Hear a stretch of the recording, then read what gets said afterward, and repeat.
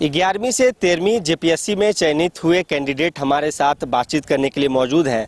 हम इनसे समझेंगे कि आम से खास तक का सफ़र कैसा रहा है, किन संघर्षों को पार करते हुए कितनी मेहनत लगी है इस मुकाम तक पहुंचने में। देखिए कि सबसे पहले कि आप इन चेहरों को देखिए कि चेहरे की मुस्कान देख के आप समझ रहे होंगे कि किस प्रकार से वो एक खुशी की झलक देखने को मिल रही है। हम यही समझेंगे कि अब आप लोग पहले आम थे, तैयारी करते थे, एक रूम हुआ करता होगा, 2-4 लोग रहते होंगे, लेकिन अब कोट है, सूट बूट है। एक गाना भी, जब नौकरी मिलेगी तो क्या होगा, बदन पे सूट होगा, पाँव में बूट होगा। तो कैसा रहा ये सफ़र? काफ़ी स्ट्रगलिंग था, बहुत टाइम भी लगा प्रिपरेशन में, बहुत सारा फेलियर्स देखने को मिला, कभी 1 नंबर से कभी 2 नंबर से रह जाने वाला जो दुख था। बट फाइनली जो हार्ड वर्क था वो पे ऑफ किया और आज हम लोग आप देख ही रहे हैं कि पोडियम के उस पार से बहुत बार देखा है, सुना है सब कुछ। अब उस मतलब पोडियम के ऊपर जाने का और पोडियम स्टेज लेने का भी मौका मिला है। कहाँ से हैं आप? हम लोहरदगा से हैं। लोहरदगा से। कौन से पद में सिलेक्शन हुआ? मेरा झारखंड एडमिनिस्ट्रेटिव सर्विस में सिलेक्शन हुआ है। कैसा संघर्ष रहा अभी तक? ये कौन सा अटेम्प्ट था? जेपीएससी में मेरा ये दूसरा अटेम्प्ट था, बट और भी सिविल सर्विसेज एग्जामिनेशन जैसे Bihar public service commission, UP PCS और यूपीएससी भी अटेम्प्ट करे हैं।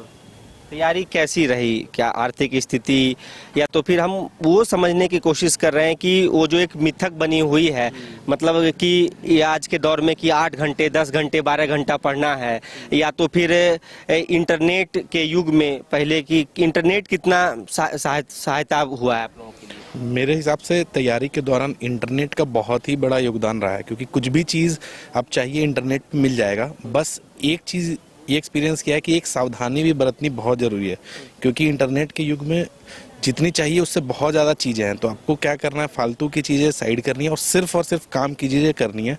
वो अगर करते हैं तो इंटरनेट आपके लिए बिल्कुल रामबाण की तरह काम करेगा।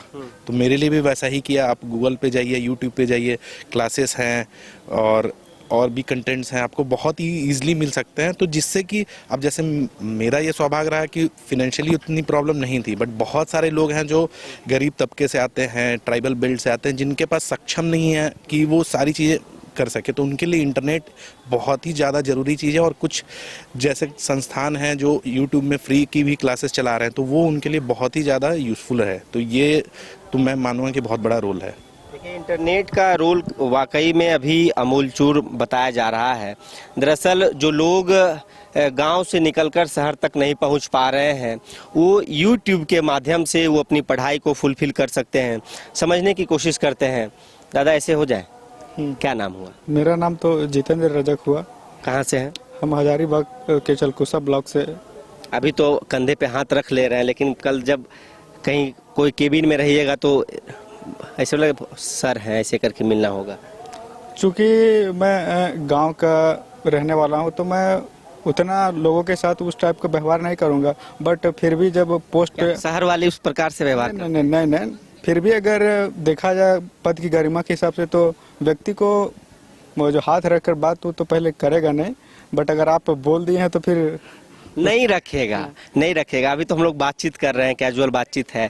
कैसा रहा है ये सफर? चूँकि कितना मेहनत लगा है, कितना संघर्ष रहा है, परिवार की स्थिति, आर्थिक स्थिति, किन किन बाधाओं को पार कर आज रजक जी यहाँ पहुँचे हैं?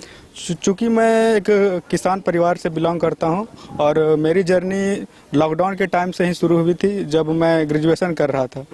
चूँकि मेरे पापा किसान है तो मुझे उतना पैसा दे नहीं पाए, बट मुझसे जो हो पाया इंटरनेट के माध्यम से, यूट्यूब के माध्यम से मैंने अपनी पीटी तो क्लियर किया।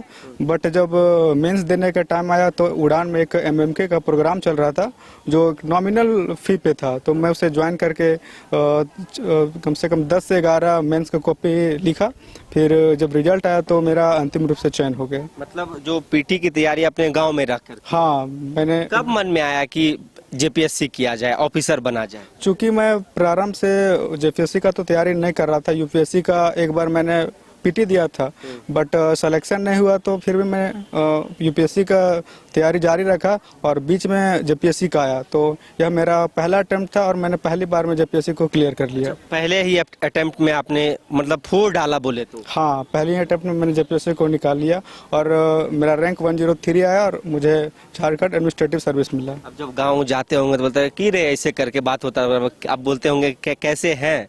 नहीं, गांव वाले भी ठीक। परिवर्तन देखने को तो थोड़ा सा तो नजरिया जो समाज का होता है, पहले हो सकता है ताने वाने अरे इससे हो पाएगा दिन भर ऐसे। तो गांव का तो एक प्रचलन है कि जब आप लंबे समय से अगर प्रिपरेशन में लगे हैं और कुछ कर नहीं पा रहे हैं तो ताना बाना मिलता है, बट अगर आप उनको जवाब देना चाहते हैं तो एकमात्र सहारा कि आप सफलता की ओर बढ़िए और सफल होकर दिखाइए।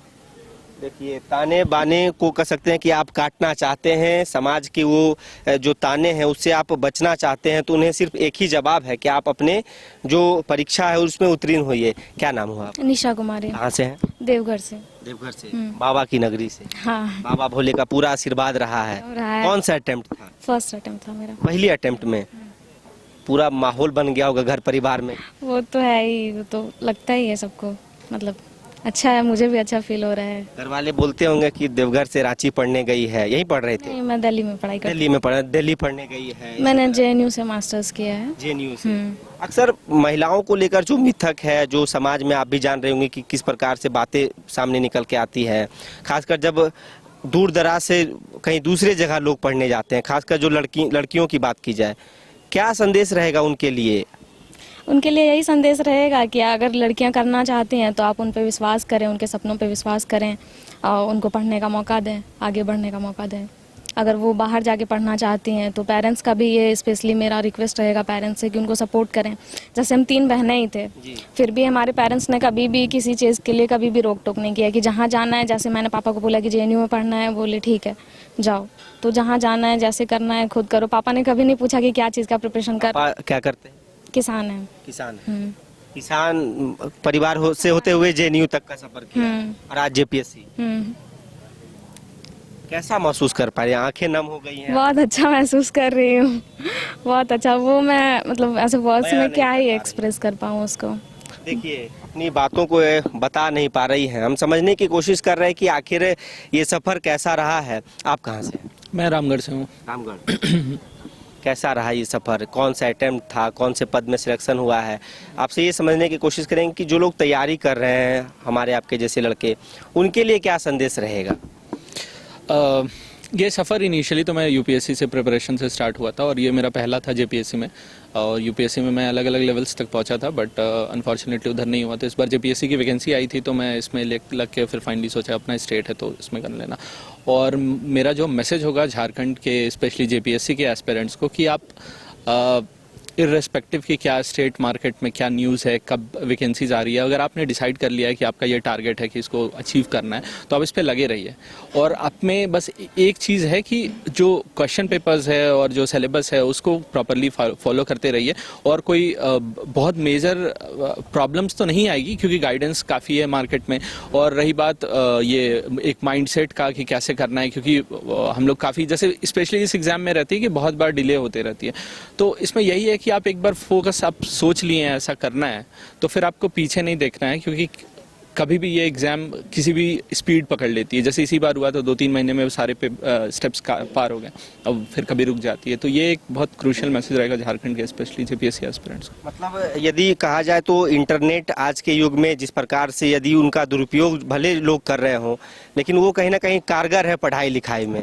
बिल्कुल बिल्कुल कारगर। किसी भी चीज़ का प्रोज एंड कॉन्स दोनों होता है, तो आप जिस तरीके से उसको यूज़ कर रहे हैं वो आप पे डिपेंड करता है ना, कि आप उस पर क्या सर्च कर रहे हैं, क्या आपको चाहिए, तो वही चीज़ है सर।